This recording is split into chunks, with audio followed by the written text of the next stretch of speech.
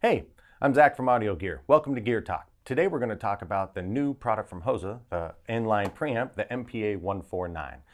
This little bad boy right here is going to give you a plus 26 dB of continuous gain. But before we go into the specs, let's talk about why you would need a preamp.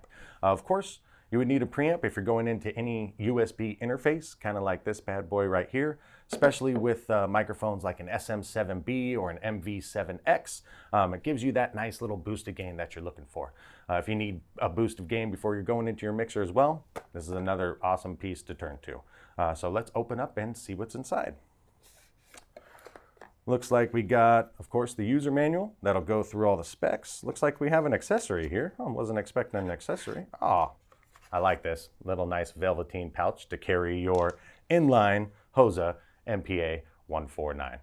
So this bad boy again will give you a plus 26 dB of continuous gain. It has very, very low self noise, minus 97 dB.